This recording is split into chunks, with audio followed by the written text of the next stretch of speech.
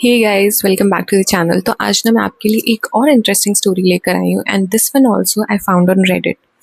So without further building any suspense, सीधा story शुरू करते हैं। So this story is shared by Rahul. Rahul का ना एक एंसेस्ट्रल घर है कोलकाता में, जहाँ पे उसके ग्रैंडफादर रहते थे and recently his grandfather passed away. तो अब उसको जो वो घर था वो बेचना है। So after performing the last rites of his grandfather, Rahul Kolkata जाता है उस वाले घर में।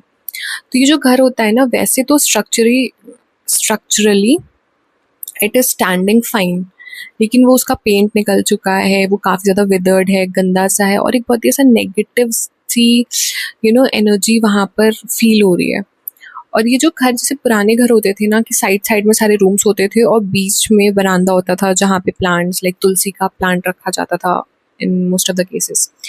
तो उस घर में वो जो प्लांट वाली जगह थी, वहाँ पे तुलसी वॉज डेड, सिर्फ एक उसका सा स्केलेटल सा स्ट्रक्चर, सूखी हुई सी तुलसी दिख रही थी। पूरा घर ऐसे एकदम डार्क सा गंदा सा था। So before selling out this house, उसको इस घर की सफाई भी करानी थी obviously, like you'll have to get it clean before selling it out, लोगों को दिखाने के लिए जो भी देखने आएगा। तो व्हाट ही डज इज कि वो गांव से ही कुछ लोग अरेंज करता है और उनको बुला के उस जगह की सफाई शुरू करवाता है। And since that house was huge, तो ये एक दिन का काम नहीं था, it took several days. Know initially it was things were fine, but फिर कुछ दिनों बाद ना राहुल को एक प्रेजेंस फील होने लगी, as if there is somebody else with him in this house. ठीक है। एंड जब वो रात को सोने जाता था तो उसको कुछ स्क्रैचिंग नॉइसेस आती थी। Now it wasn't an animal, like it could have been a rat or something, उसके कुतरने की आवाज़ या कुछ भी से हो सकती है, but no, it was very clearly and obviously nails की स्क्रैचिंग की आवाज़ आती थी, और वो भी राहुल के बेडरूम के दरवाजे से, कि कोई उसके दरवाजे पे खड़े होकर से स्क्रैच कर रहा है।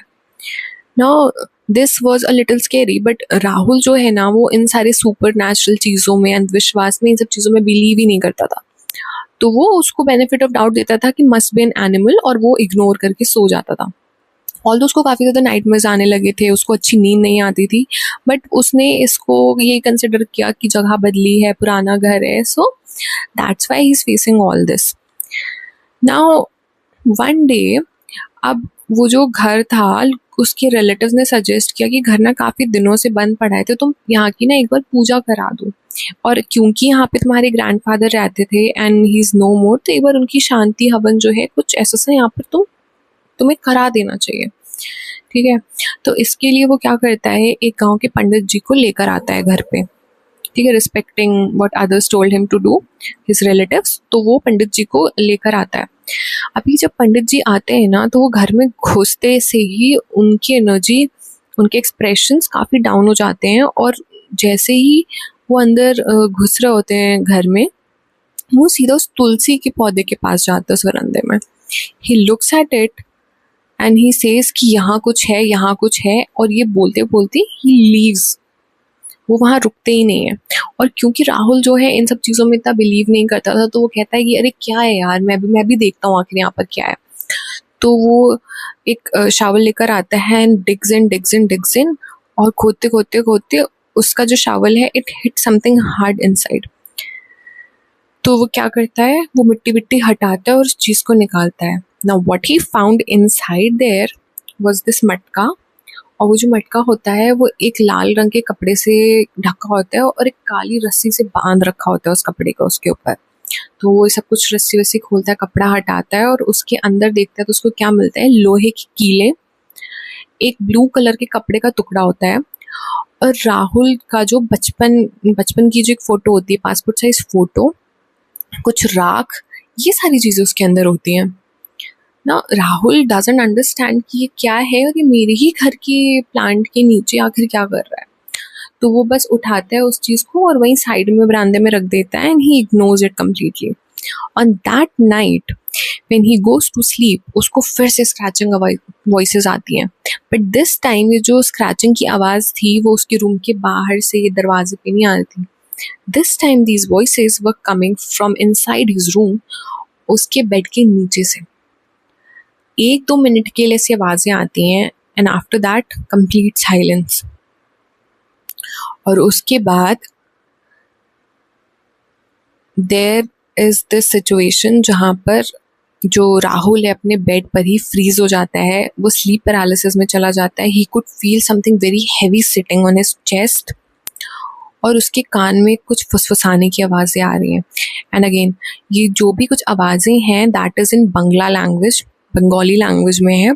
तो उसको वो रीजनल लैंग्वेज इतनी अच्छे से नहीं समझ में आती, तो वो नहीं समझ पाता कि बोल बोल क्या रहा है. जो भी कुछ ये आवाज़ें हैं ये क्या बोल रही हैं उसको नहीं समझ में आता. But he was frozen in his place.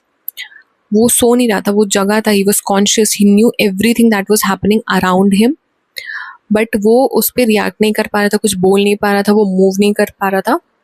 He was froze and he could feel that heavy weight as if someone was sitting on his chest, और उसको कान में आवाज़ें भी सुनाई दे रही थी. After that night he gets really scared, और उसको थोड़ा थोड़ा तो कुछ होने लगता है बिलीव कि नहीं कुछ तो बात है, मतलब देर इज समथिंग डेफिनेटली.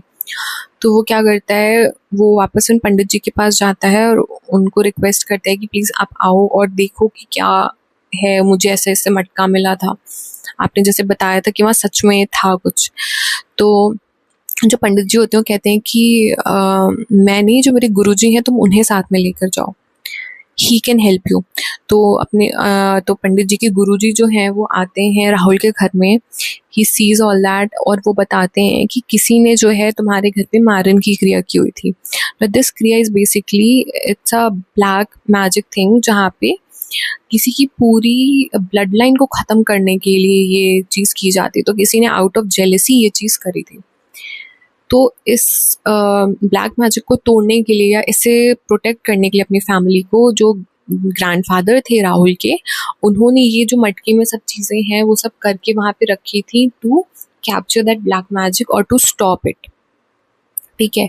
और जब राहुल ने वो सारी चीज़ें निकाल के बाहर रख दी, so he under all that protection, that thing got unleashed, और दैट इज़ वाई वो चीज़ जो थी उसके रूम तक अंदर आ गई. अभी तक वो उस तक नहीं पहुंच पा रही थी, but now that thing was free to reach him, Rahul.